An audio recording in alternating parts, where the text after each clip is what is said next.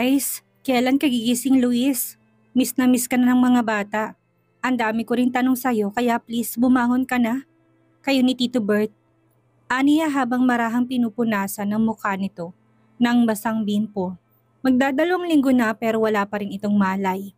Bawat araw, oras, minuto at segundo ay napupuno ng pag-aalala ang dibdib niya. Ang daming tanong sa isip niya pero mas nangingibabaw ang kagustuhan niyang magising ito para makasama nila ng mga anak nila. Huwag kang mag-alala anak, naniniwala ko na magigising sila ni Bert. Hindi nila tayo iiwan dahil mahal nila tayo. Wika ng nanay niya. Sana nga pumagising na sila nay. Si Angel gabi-gabi na lang umiiyak, ang sabi ni Dina sa akin. Alam mo naman ang batang yun, sobrang mahal na mahal sila Luis at Tito Bert. Napangiti ang nanay niya sa sinabi niya. Ganon din si Bert anak, mahal na mahal din niyang kambal na parang kanyang tunay na apo. Kinuha ni Emma ang cellphone ng magring ito. Ma'am Emma, may mag-ina ho na dumating rito sa mansyon. Dito na raw ho sila titira dahil pamilya din daw ho sila ni Sir Luis. Yun ang sinabi kay Emma nang tawagan siya ng kasambahay. Kaya naman pinabantayan niya na muna sa nanay niya si Luis para umuwi. Hindi man sabihin ng kasambahay kung sino ito. May hinala na siya kung sino ang mag-ina na tinutukoy nito. Nakangising tumayo si Vanessa nang makita si Emma. Mabuti naman at dumating ka na. Ang mga muchachang to, ayaw kaming bigyan ng kwarto ng anak ko. Anong ginagawa niyo rito? Pigil ang galit na tanong niya. Tumaas ang kilay ni Vanessa. Why are you asking an obvious question? Nakalimutan mo na ba na pamilya rin kami ni Luis? May karapatan kaming tumira sa mansyon na to, katulad niyong mag-ina. Saka wag ka nga umasta na asawa. As far as I know, hindi pa kayo kasal. Kumuyom ang kamao ni Emma. Gusto niya itong lapitan at sampalin, pero nakatayo sa sulok ang kambal. Bukod doon ay ayaw niya maging bayolente sa harap ng mga bata. Bumuntong hininga siya para pakalmahin ang sarili. Ito ang tanging magagawa niya sa ngayon. Tama ito, hindi pa sila kasal ni Luis at pamilya rin ito ng binata. Nang tingnan niya ang anak ni Vanessa, parang takot na takot itong nakayakap sa bewang ng mommy nito. Mukhang nag-iwan siya ng masamang impact dito nang itulak niya sa ospital ang mami nito. Manang, patuloyin niyo sila sa guest room. Aniya kahit labag sa loob niya. Pero ma'am, sige na ho manang, tumingin siya at nakikiusap na tumingin. Ayaw niyang makipag-argumento pa. Pagod na pagod ang katawan niya at utak niya dahil ilang araw na siyang walang maayos na tulog. Nakakaunawa namang tumango ang matanda habang si Dinay halata sa mukhang hindi ito sang-ayon. Madali ka naman palang kausap, Emma. Bumani si Vanessa kinamanang. Dalhin yung mga ito sa magiging kwarto namin. Utos pa nito. Bakit hindi natin ipakilala mga bata sa isa't isa, Emma? Magkakapatid naman sila sa ama. Suhestyon pa nito, hinawakan ni Emma ang tiyan. Pumikit siya at marahan na bumuntong hininga. Kalma, Emma, hindi ka pwedeng ma-stress. Paalala niya pa sa sarili. Sa totoo lang, kanina pa hindi maganda ang mood niya dahil sa babaeng to. Mommy? Nilingon niya si Angel. Katabi nito si Ashton na kanina pa nakatayo sa sulok at nakasilip sa kanila. Kapatid ko po siya? Inosenteng tanong nito. No, Angel, si Ashton na sumagot sa kapatid. Daddy told me that we are the only children he have. Then your daddy lied. Putol ni Vanessa sa anak niya. Anak din ng daddy niyo si Andy, and I will be your mother soon. Dama ni Emma ang pag-akyat ng dugo sa ulo niya. Magiging ina ito ng kanyang anak? Balang araw, anong gusto nitong palabasin? Ano ba problema mo ha? Pinatuloy ko na nga kayong mag-ina kung ano-ano pang sinasabi mo sa mga anak ko. Sobra na siyang nasasaktan sa sinapit ni Luis. Tapos nangyayari pa to. Kung inaakala ng babaeng ito na papayag siyang umasta ito nang ganito sa mansyon ay nagkakamali ito. Natigil siya sa pag-iisip nang isihan siya ni Vanessa. Bakit? Hindi pa ba malinaw sa'yo kung bakit niya kami pinuntahan ng anak ko sa bahay? Pinakita nitong singsing sa daliri. Luis promised me that he will going to marry me for sake of our son. Hindi na ikaw ang balak niyang pakasalan kung hindi ako na. He realized na kami talaga ni Andy ang mahal niya at hindi niya kami kayang mawala. That is why we are here. Gusto kong ilagay kung saan ka dapat lumugar. At hindi dito yon, Emma. Kaya kung ako sa inyo, ng mga anak mo kayo ang lumayas. She bite her lips. Pilit na pinapaalala sa sarili na hindi siya pwedeng magpadala sa sobrang galit at sama ng loob. Pero hindi niya pa rin mapigilan ng maluha. At nakita yun ng kambal kaya naghatid yun ng pag-aalala sa mga ito. Mommy! Tumakbo ang dalawa at yumakap sa bewang niya. Mommy, don't listen to her. She's lying. Dad would never choose someone like her. Hindi tayo pagpapalit ni Daddy sa kanila and I believe that for that. Saad ni Ashton. She chose to believe that too. Pero bakit nagsinungaling si Luis? Bakit? Buo ang pagmamahal niya rito pero ganun din kaya ito sa kanya?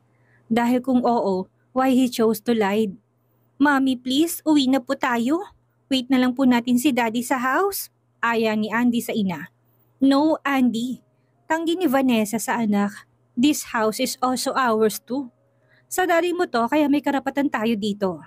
Go, sumama ka na sa kasambahay para mahatid ka na sa magiging kwarto mo. Susunod ako sa'yo later. Wait na lang po natin sa house si Daddy. Tila sumaksak sa puso ni Emma ang sinabi ng bata. Parang dinudurog ang puso niya sa sakit kapag naisip niyang bukod sa kanila ay may ibang pamilya na kinakasama si Luis. Emma, alam ko masakit to para sa'yo. Pero wala ka na magagawa. Sabi ko naman sa'yo hindi ba? Hindi ikaw ang laging pipiliin niya. Kung noon na ikaw ang pinili, well, kami naman ni Andy ngayon. Ngumiti si Vanessa. O tamang sabihin na ngumisi to. Hindi ikaw ang panalo sa pagkakataong ito kung hindi ako naman. Alam mo ba kung anong ginawa namin ni Luis nung panahong magkasama kami? We spent a hot night together, Emma. Tumahimik ka na. Pakiusap niya. Dama niya ang pagkirot ng kanyang tiyan. Hindi, ang anak ko. He told us na hindi niya kami kayang mawala ni Andy. Na nagsisisi siya sa pagpili sa iyo noon. Please, tumigil ka na. Sobrang sakit. Ayaw niya maniwala pero may parte sa puso niya na nagdududa. Kung mahal sila ni Luis, bakit pa nagsinungaling? May awang tinignan pa siya ni Vanessa. Kung ako sa'yo, huwag mo nang hintay na magising siya. Leave him now dahil sigurado na mas masasaktan ka kung sa kanya pa mismo manggagaling na hindi na kayong pinili niya. I'm sure that would be hurt as hell. Anito bago sila tinalikuran. Humawak siya sa dibdib. Tama si Vanessa, siguradong napakasakit noon para sa kanya. Ngayon pa nga lang nagaling ditong salitang iyon ay para na siyang pinapatay. Manggaling pa kaya kay Luis? Mommy, love po tayo ni Daddy, hindi po ba? Lumuhod siya sa harapan ni Angel. Hinimas niya ang tiyan na tumigil na sa pagkirot. Yes baby, mahal tayo ng daddy mo. Bumalik si Emma kay Ashton nang hawakan itong kanyang kamay. Mommy, trust Daddy please. I know him. Mahal niya po tayo. I'm sure po na nagsisinungaling ang babaeng yon. Napansin niyo naman po hindi ba? Parang gusto niya po tayong umalis before pumagising si Dad. Natigilan si Emma. Biglay naalala niyang sinabi nito kanina. Kung ako sa'yo, huwag mo nang hintay na magising siya. Tama si Ashton. Mukhang may planong babaeng yon. Naluluhang yumakap siya sa anak. Thank you anak. My God, muntik na ako sumuko. Nalimutan ko na mahal nga pala tayo ng daddy mo. Patawarin niyo si Mami, naging mahina ako. Hindi niya ibibigay ang gustong mangyari ni Vanessa. Hindi sila aalis ng mga anak niya dahil sa sama ng loob at takot sa dibdib niya. Hihintayin niya si Luis na magising at marinig ang paliwanag nito. Dahil katulad ng sinabi ni Ashton, naniniwala siya na mahal sila ni Luis at sila ang pipiliin nito. Ano? May anak si Luis sa ibang babae? Halos mabingi silang dalawa ni Camila sa lakas ng boses ng nanay nila. Niloko ka niya, ganun ba? Nay, hindi po, okay? Pinaliwanag ni Emma sa nanay niya ang lahat ng alam niya. Humalukip-kip ang nanay niya. Anong plano mo ngayon anak? Hindi pwede na sa isang bubong lang kayo tumira ng babaeng yun. Naroon na tayo, may anak din sila. Pero wala silang karapatan na umastang may relasyon pa sila. Tama si nanay ate, segunda ni Camila. Ikaw ang balak na pakasalan ni Kuya Luis kaya ikaw ang may karapatan na tumira doon. Sigurado ako na sinasamantala ng babaeng yun ang sitwasyon ngayon. Gusto mo ba na humingi ako ng tulong sa habi ko? Naku, ipapatapon ko talagang babaeng yun sa dagat. Sabihin mo lang ate. Bumuntong hininga siya at umiling. Salamat na lang Camila, tanggi niya. Sa pagitan nila ito ng babaeng yun at ni Luis. Kaya sila rin ang dapat na lumutas nito. Nay, pasuyo naman, pakimbantayan si Luis. Uuwi muna ako para kamustahin ng mga bata. Humalik silang dalawa ni Camila sa ina bago umalis ng ospital.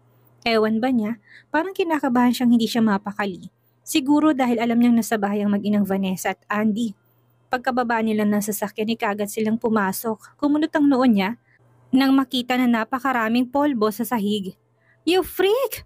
Nagkatinginan silang dalawa ni Camila nang marinig ang malakas na hiyaw ni Vanessa. Nagmamadali silang tumakbo para puntahan ang pinanggalingan ng boses. Ganun na lang ang pagkagulat nila nang makita si Vanessa. Sobrang gulo ng buhok nito at puro pulbo ang suot nitong dress. Oh my God! Mukha kang bruhang espasol. Pero bagay naman sa'yo. Hirit ni Camila sabay tawa ng malakas. Nanlisik ang mata ni Vanessa. Namumulang mukha nito sa galit.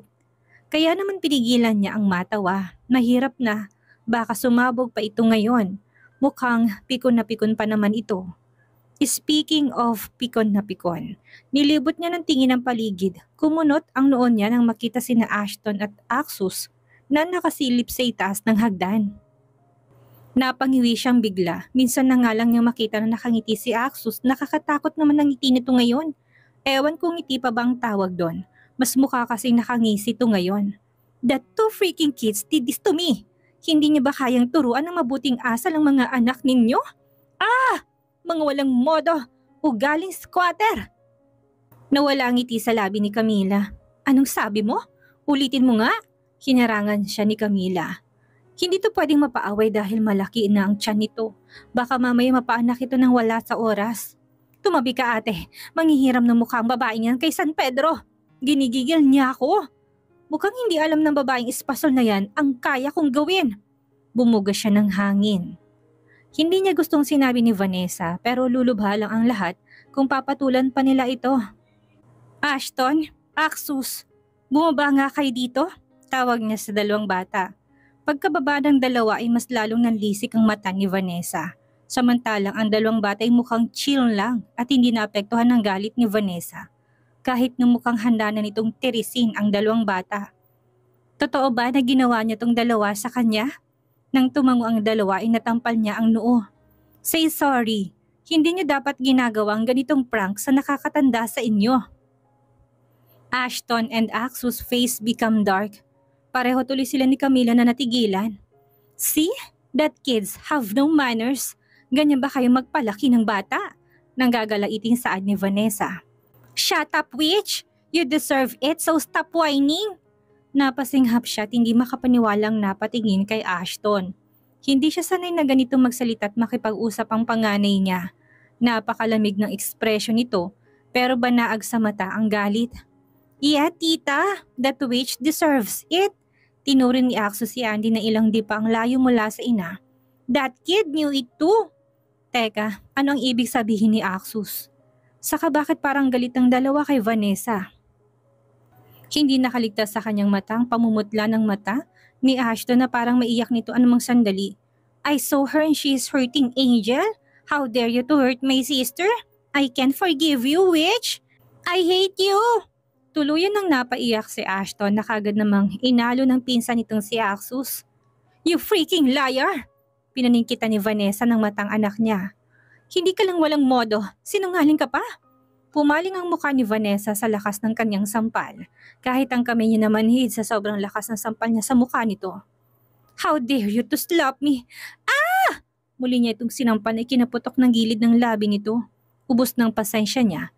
Sinubukan niyang intindihin ito dahil pareho silang ina. Pero ang saktan sa Angel, ang anak niya hindi niya mapapalagpas. Hindi magsisinungaling si Ashton pagdating sa kapatid niya. Kilala kong anak ko, kaya wag mo siyang matawag-tawag na sinungaling sa harapan ko. Inabot niyang bag na hawak kay Camila. Napatras naman si Vanessa sa takot. Ashton, anong ginawa ng babaeng to kay Angel? Nakakasawa pala maging pasensyosa. Nakakaubos din pala ng pasensya kapag anak mo nang sinaktan. Nakita ko sinampal niya si Angel at si Yaya Dino, Mommy. Kaya puwi-puted siyang baby powder sa daanan niya para pumadulas siya. Tugon nito. Call your sister. I want to see her. Utos niya. Nagdilim ang paningin niya nang makita si Angel. Karga ito ni Dina na may sugat din sa labi. Bukod na namumulang matambok na pisngi ng kanyang anak, meron din itong putok sa gilid ng labi.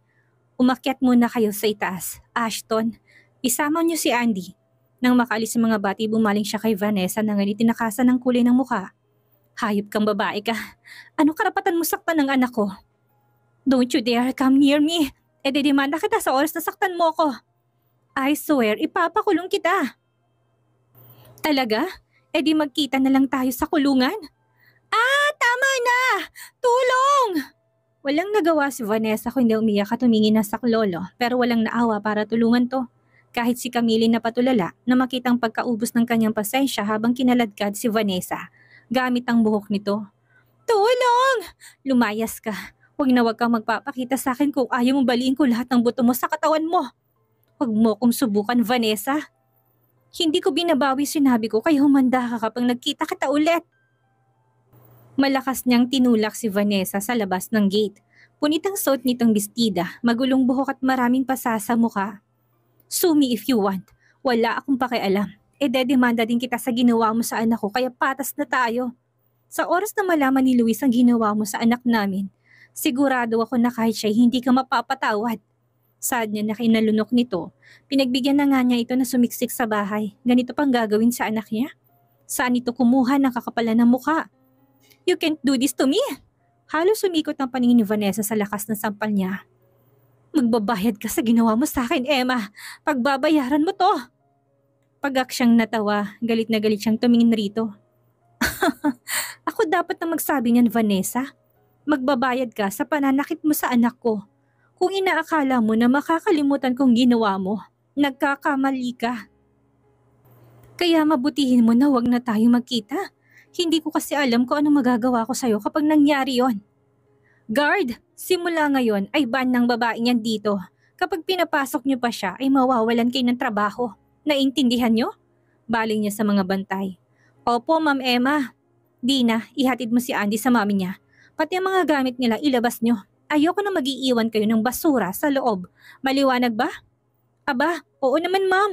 Lilinisin ko pang kwarto gamit ang Sunrox para siguradong malinis at walang bakterya. Mahirap na po. Baka makahawa pa yan si Ma'am Vanessa. Natatawang sagot pa ni Dina. Walang nagawa si Vanessa kung hindi ang hintayin ng anak na si Andy sa labas ng malaking gate. Mukha itong kawawa sa ayos pero nagawa pa itong pagtawanan nila Manang at Dina. Buti nga sa iyo ma'am. Ang sama kasi ng ugali mo. Tara na nga Manang. Niyakang ni Dina ang matanda. Hindi niya mabilang kung ilang beses na ba siyang bumuntong hinga simula pa kanina. Hanggang ngayon, ang gaapoy pa rin ang dibdib niya sa galit kay Vanessa. Walang hiyang babaeng yun, nagawang sakta ng anak niya. Kapag naalala niya kung paano umiyak si Angel kanina, nangingit-ngit talaga siya sa galit. Ayon sa anak niya, hindi sinasadyang nasagi lang nito si Vanessa. Kahit si Dina hindi nito pinalagpas. May sayad yata sa ulong babaeng yun, kaya kahit bata, pinapatos. Kinuha niyang cellphone ng magring ito. Tumatawag ang nanay niya. Hello, Nay? Emma, anak, si Luis. Umiiyak na saad nito. Kulang na lang ila pa rin niyang daan papunta sa sakyan. Manong, sa ospital tayo. Aniya sa driver. Nanginginig ang katawan niya sa pag-aalala. Nagkaroon na daw ng seizure si Luis. Bigla na lamang daw nanginig ang katawan nito. Diyos ko, ingatan niyo po si Luis. Piping panalangin ng utak niya. Pagdating sa ospital ay sumalubong sa kanyang nanay niya na namumulang mga mata. Halatang galing to sa pag-iyak. Miss De La Torre, dahil sa pinsalang natamo ni Mr. Tan, ay nakaranas siya ng seizures. Sa mga pihikang kaso, ang mga seizure ay maaaring magdulot ng hindi napipigilang galaw o pagbabago sa kamalayan na nagre-resulta sa pinsala sa utak. Sa kalagayan ni Mr. Tan ngayon, normal to. Ipagdasal na lang natin na magising ng pasyente. Nang sa ganon, hindi na lumalap ang kanyang lagay. Litanya ng doktor. Salamat po, Dok. Nangihina na umupo siya. Hindi niya mapigilan ng maiyak. Hanggang kailan magiging ganito si Luis? Miss na nila ito ng mga bata. Awang-awa na siya sa kalagayan nito. Tapos maging si Tito Bert ay hindi pa rin nagigising. Humawak sa balikat niyang nanay niya. Malalagpasin din natin lahat ng ito anak. Magtiwala tayo sa may kapal. Sigurado ako na isang araw ay gigising sila. Sana nga po, Nay. Ayaw niya maging emotional pero hindi niya mapigilan. Oo, marami siyang gustong itanong rito. May duda sa puso niya. May galit, may tampo, pero mas lamang naman ang takot niya na baka isang araw ay hindi na ito magising pa tuluyang mawala sa piling nila ng mga anak niya. Hindi niya yun kakayanin. Nay, ako naman pong magbabantay sa kanila. Magpahinga ka na muna. Hanggang ngayon hindi pa rin umuwi ang nanay niya sa pagbabantay kay Tito Bert at kay Luis. Nag-aalala na siya dahil napansin niya na bumagsak agad ang katawan nito. Ayos lang ako anak. Nay, please, ayoko na pati ikaw ay magkakasakit pa. Si Camila ay nasa bahay siya ngayon kasama ang mga bata. Doon ka na muna magpahinga. Aniya.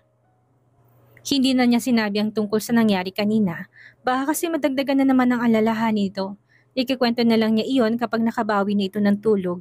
Saka sigurado naman siya na hindi makakapagtimpi ang bibig ni Camila. Kilala niyang kapatid. Sa daldal nito sigurado siya na ito ang magkakwento sa nanay niya. Nakakaunawang bumuntong hininga na lang ito. Sige anak, tama ka. Kailangan ko rin magpahinga. Baka mamaya ay mauna pa akong makita si San Pedro kaysa kay Bert kapag inabuso kong katawan ko. Birong saad nito. Nay naman, huwag ka namang biro ng ganyan. Pati ba naman nanay niya nahawa na kay Camila? Napailing na lang siya habang sinusundan ito ng tingin pagkatapos niyang ihatid sa labas ng kwarto. Ay kabayo! Napahawak siya sa dibdib ng pagharap niya ay may matandang lalaki nang nasa harapan niya. Base sa suot nito isa itong doktor. O pasensya ka na kung nagulat kita iha. May ngiti sa labi na wika ng inchik na doktor. Napalayo si Emma bigla rito. Ewan ba niya pero hindi niya gustong tingin ito sa kanya, lalo na pasadahan nito ng tingin ng katawan niya. Daig pa nitong hinuhubaran siya. Niyakap niyang braso sa katawan. Kung hindi pa dumating ang isang nurse ay hindi pa nito aalisin ang tingin sa kanya. Manyak na matanda to. Pagkapasok sa silid kung nasan si Luis ay naupo siya sa upuan na nasa tabi ng hospital bed nito. Katulad ng palagi niyang ginagawa ay pinunasan niyang katawan nito habang kinakausap. Gising na Luis, naghihintay kami ng mga bata sa'yo. Sinong babae nagbabantay kay Mr. Tan? Ito ang bungad na tanong kay Vanessa ni Dr. Tan. Don't tell me pinatawag mo ko para lang itanong yan. Mainis na pakli ni Vanessa. Hanggang ngayon ay nagiinit pa rin ang ulo niya kapag naalalang ginawa ni Emma sa pagpapalaya sa kanya. May araw ka rin sa aking babae ka. Nakangising hinila ng matandang doktor si Vanessa para putuwarin sa kama. Puta ka Vanessa. Mamaya na natin pag-usapan ng babaeng yun. Paligayahin mo muna ako. Ang kaninang inisa mukha ni Vanessa ay napalitan ng pagtirik ng mata. Si Emma bang tinutukoy mo? Tanong ni Vanessa matapos bumuga ng usok ng sigarilyo. Nakakalong pa to sa matanda na ngayon nilamutak ang suso niyang tila gusto pang humirit ng round. Emma, napakagandang pangalan. Bagay na bagay sa kanya. Ani ng doktor sabay. Dila sa gilid ng leg ni Vanessa. Gusto ko siya iha. Kapag nagawan mo ng paraan na matikman ko siya, kahit anong gusto mo, ibibigay ko. Inikutan to ni Vanessa ng mata. Walang hiyang matanda to. Napakahilig sa magaganda't batang babae. Isip-isip pa niya. Ano Vanessa, may ibibigay mo bang gusto ko? Matutulungan mo ba ako? Tanong ng matanda. Napaisip si Vanessa. Bukod sa pagpeke ng DNA test result ay wala na siyang kailangan sa matandang ito. Ano naman ang kaya nitong ibigay sa kanya? Hindi mahirap ang hinihingi ko Vanessa. Gusto ko lang siyang matikman dahil mukhang napakasarap niya.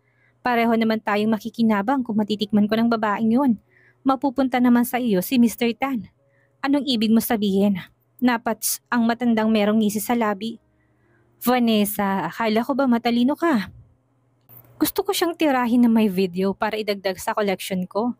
Kapag nagising si Mr. Tan ay pwede mong gamitin ang video na yon para pagkasirain silang dalawa. Hindi ka na mahihirapan na paghiwalayin sila. Tulungan mo lang ako na matikman siya ay solve ng problema mo. May ngiting nakakaloko na gumuhit sa mukha ng doktor. May nakarating sa akin na balitang walang-wala na kayo ng pamilya mo, Vanessa. Nailit na ng bangkong nahuhuling properties na meron kayo. Kung tutulungan mo ko, handa akong ibigay ang pangangailangan mo. Pati ng pamilya mo. Ano, pumapayag ka ba, iha? Napaisip si Vanessa. At maya-maya pa'y napatangon na siya. Sige, gawin natin yan, Dok. Samantala, malungkot na hinaplos ni Emang buhok ni Ashton at Angel. Kahit na anong katatagan ang ipakita niya sa dalawa ay hindi maalis ang takot, lungkot at pag-aalala sa dibdib niya. 3 araw na naman ang lumipas pero hindi pa rin nagkakamalay sila Luis. Nagsisimula na naman siyang umiyak sa tuwing nag-iisa siya. Dina, ikaw nang bahala sa dalawa. Babalik na ako sa ospital. Paalam niya kay Dina. Ma'am, nag-aalala na ako kay Angel. Sa tuwing naalala niya si Manong Bert at si Sir, madalas siyang umiiyak. Lahat kami dito sinusubukang aluin siya pero waipik ma'am. Malungkot na saad nito. Talagang love na love niya si Manong Bert at si Sir. Parang may nagbara sa lalamunan niya kahit siya'y alam ang bagay na yon. Si Angel ang lubos na naapektuhan sa nangyari. Sigurado dahil bata pa ito't walang muwang, hindi pa kaya magpigil ng emosyon. Ma'am Emma, mag-iingat ka ha? Inabutan siya nito ng tumbler. Heto, sabi ni Manang ay inumin mo ito pagdating mo sa ospital. Pati si Manang ay nag-aalala, lalo na at buntis ka. Gusto ka namin pigilan pero alam naman namin na kung meron mang dapat na mag-alaga at mag-alala na sobra kay Sir ay ikaw yon. Basta ma'am, ingatan mong kalusugan mo.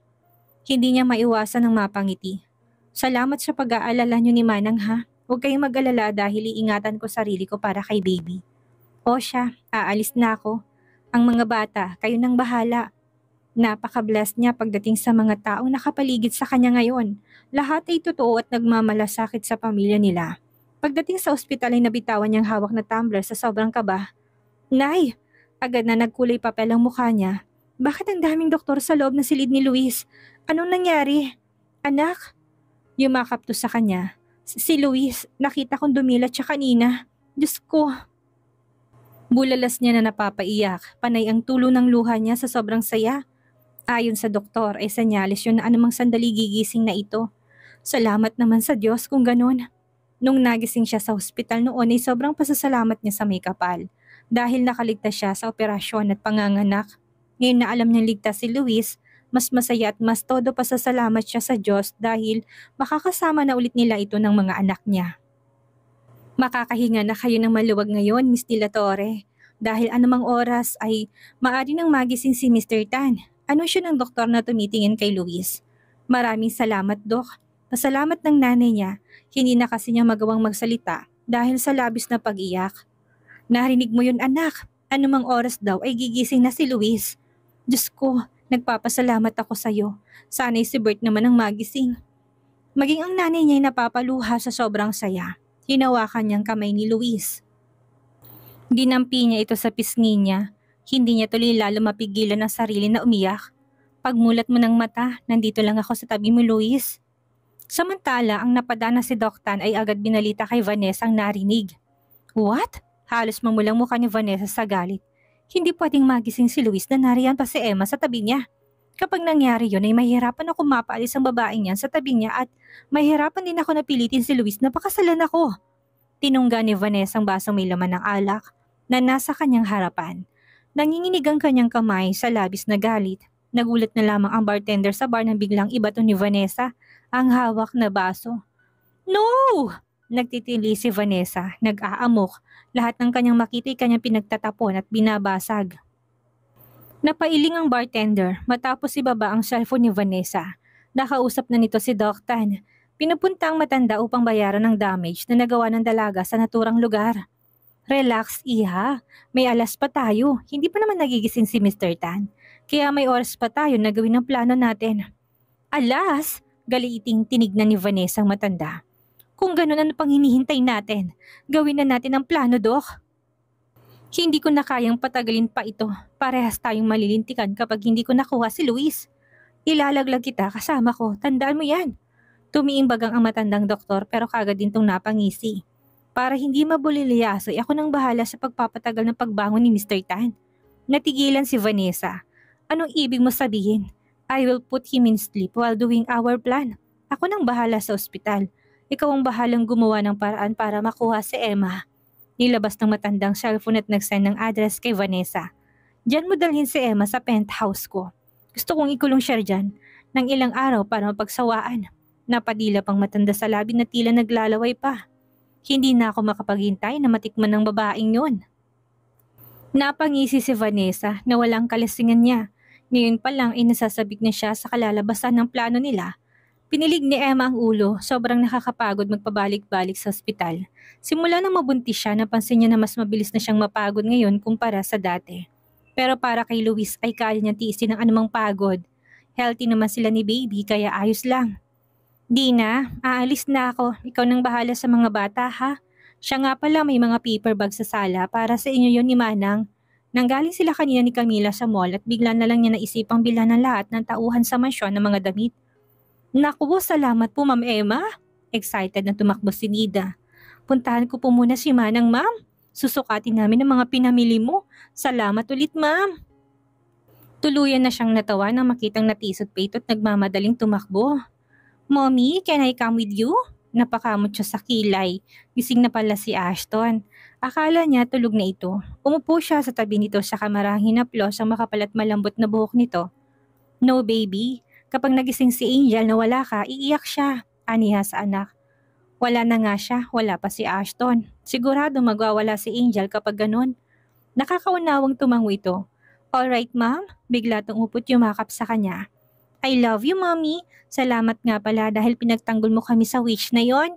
I know po na bad po sumagot at gawin yun sa mas matanda, but I don't regret everything I did, Mommy. Paglaki ko, ganun pa rin pong gagawin ko. I will gonna kill those who will try to hurt you po. Natigilan to. Mami, bakit po umiiyak ka? May ngiti sa labing pinahid niya ang luha. Naalala ko lang ang daddy mo, parehong-pareho kayo. Mag-ama nga kayong dalawa, pareho kayong protective. Pinisil niyang pisngi ng anak. I love you more baby, mahal na mahal ko kayo ni Angel. Habang sakay ng sasakyan, hindi maalis ang ngiti sa labi niya. Bata pa lang si Ashton, nakikita niya na katulad to ni Luis. Napahawak siya sa tiyan nang biglang huminto ang sinasakyan nilang sasakyan. Rinig pa niya pagsagitsit ng gulong ng sasakyan. Anong problema? Diyos ko, huwag mo sabihin na nakasagasa ka, Manong. Tarantang tanong niya. Naku ma'am, hindi ho. Bigla na lang kasi may humarang sa daan. Mabuti pa ibabain ko na muna ma'am. Huwag kang lalabas ng sasakyan ma'am. Ako nang bahala dito. Ani ng driver na tinunguhan niya, ilang minutong nagdaan hindi pa rin bumabalik ang driver. Dahil sa kuryoso siya at naisip na baka nakipagtalo ito'y bumaba siya. Manong! Nanigas ang katawan niya sa takot at pag-aalala nang makitang nakabulagta na ito sa unahan ng kanilang sasakyan. Kailangan niya makatawag ng pulis. Nabitawan niyang hawak na cellphone na may bigla na lang humampas sa ulo niya. Time to sleep, Emma? Matulog ka na muna bago ka pagsawaan ng matandang yon. Hindi, tili ng isip niya. Ang nakangising mukha ni Vanessa at 3 tauhan na lalaki nito. Ang huli niyang nakita bago siya nawala ng malay.